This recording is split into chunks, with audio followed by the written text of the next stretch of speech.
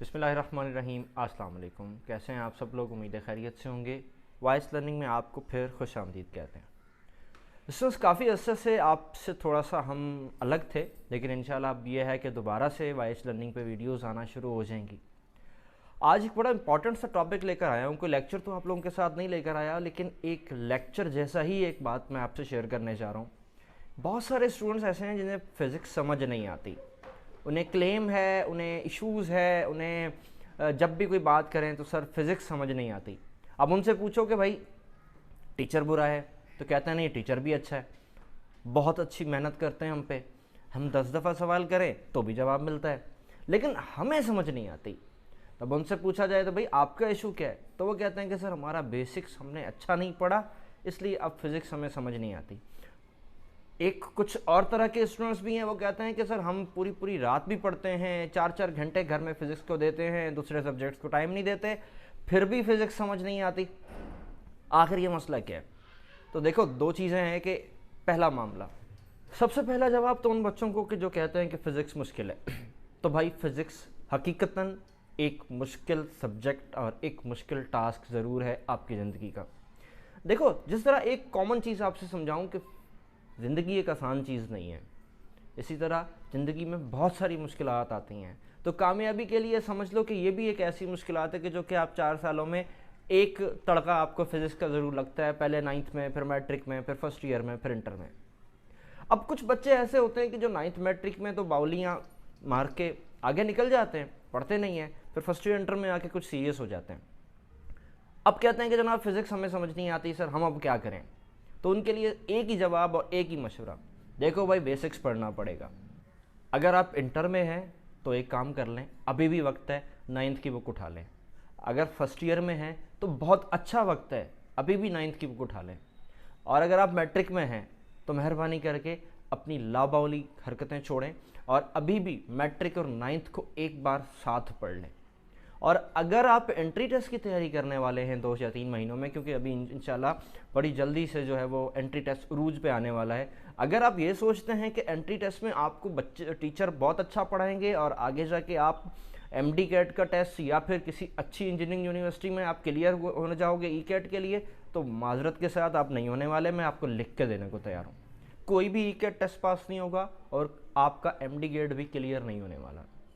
बहुत ज़्यादा typical questions होते हैं और उस टिपिकल चीज़ों को समझने के लिए मेरा बेटा एक ही चीज़ है कि आपको एक मशवरा दे रहा हूँ कि अभी इसी वक्त है कि आप 9th और मैट्रिक को एक बार फिर पढ़ लें।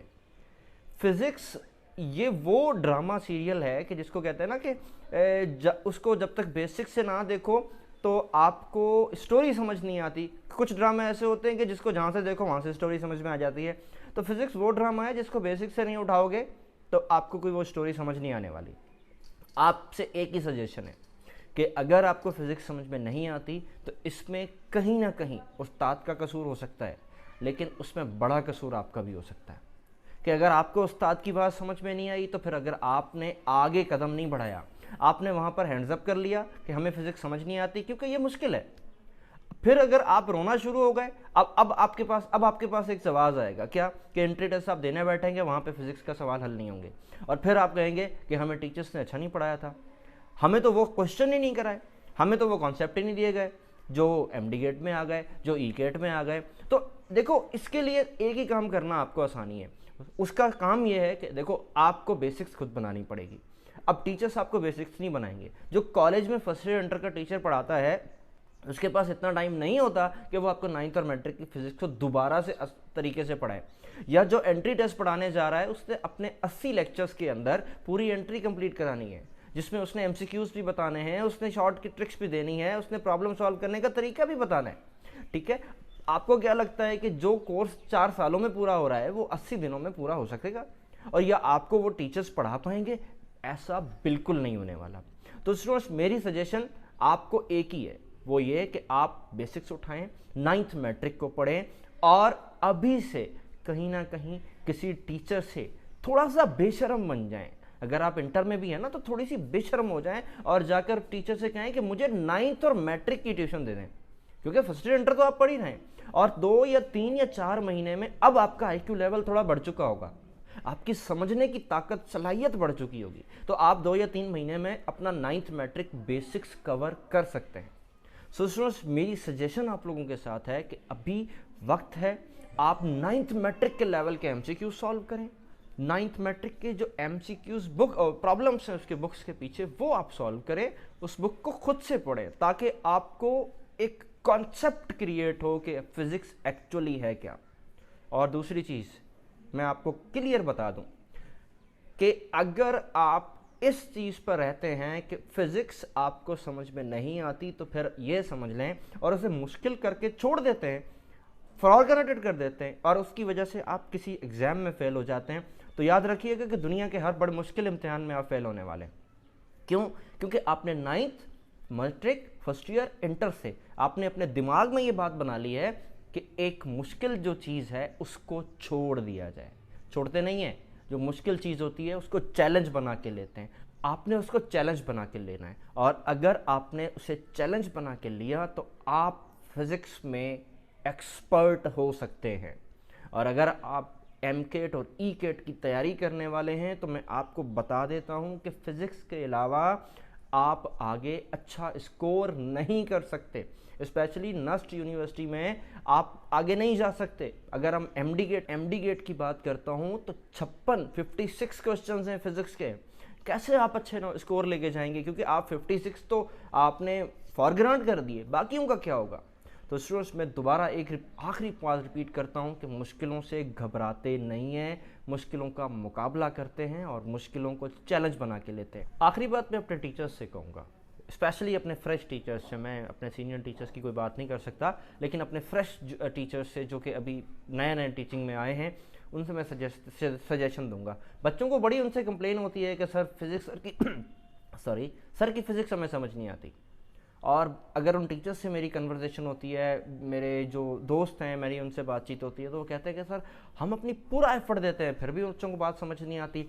देखो, मैं एक पॉइंट अपने टीचर्स हज़रात से बोलूँ कि अगर आपकी बात उनको समझ में नहीं आ रही तो सिर्फ बच्चों में नहीं, कहीं कहीं आप में भी कोई कमी है, तो उस कमी को तलाश करें। आप अगर फर्स्ट ईयर पढ़ाने जा रहे हैं तो मेहरबानी करें आप भी 9th की बुक उठाएँ। अगर आप इंटर पढ़ाने जा रहे हैं तो मेहरबानी करें आप भी 9th की बुक उठाएं। अगर आप मैट्रिक पढ़ाने जा रहे हैं तो मेहरबानी करें आप भी 9th की बुक उठाएं। क्योंकि 40 मिनट के एक लेक्चर के लिए कम से कम आप अगर फ्रेश हैं तो आपको 4 घंटे पढ़ना होगा। ये थी आज की एक इनफॉर्मल सी बातें आप लोगों के साथ। इंशाल्लाह मुख्तलिफ लेक्चर्स के साथ भी आपके पास आएंगे हम। अज़ान शुरू हो गई है, इसलिए मुझे दें इजाज़त। अगर वीडियो अच्छी लगी या कोई और कमेंट करना चाहते हैं तो आप प्लीज़ कमेंट कीजिएगा। चैनल सब्सक्राइब नहीं किया तो कर दीजिएगा। भी है कोई। ये थी आज की एक इनफॉर्मल सी बातें आप लोगों के साथ। इंशाल्लाह मुख्तलिफ लेक्चर्स के साथ भी आपके पास आएंगे हम। अज़ान शुरू हो गई है, इसलिए मुझे दें इजाज़त। अगर वीडियो अच्छी लगी या कोई और कमेंट करना चाहते हैं तो आप प्लीज़ कमेंट कीजिएगा। चैनल सब्सक्राइब नहीं किया तो कर दीजिएगा। चैनल सब्सक्राइब नहीं, इतनी वीडियो को एडिट करना मेरे लिए। चैनल सब्सक्राइब बोलो। चैनल सब्सक्राइब नहीं किया तो मेहरबानी कर दीजिएगा। और हाँ, बेल आइकन में बटन ज़रूर दबाइएगा, क्योंकि अब YH लर्निंग दोबारा आपके लिए मुख्तलिफ लेक्चर्स लेकर आएगा और फिज़िक्स का वो तमाम कोर्स अब आपके पास as a lecture, video lectures की सूरत में लेकर आएगा। और साथ साथ हमने मोटिवेशनल लेक्चर्स और कुछ इश्यूज़ पर बात करने की भी हमने वीडियो शुरू कर दी है, और जिसकी ये पहली वीडियो थी। आप भी अगर किसी चीज़ पे कोई कमेंट चाहते हैं, कोई अपनी राय चाहते हैं, कोई मशवरा चाहते हैं तो कमेंट सेक्शन में लिख सकते हैं। जब तक के लिए दुआओं में याद रखिएगा। अल्लाह हाफ़िज़।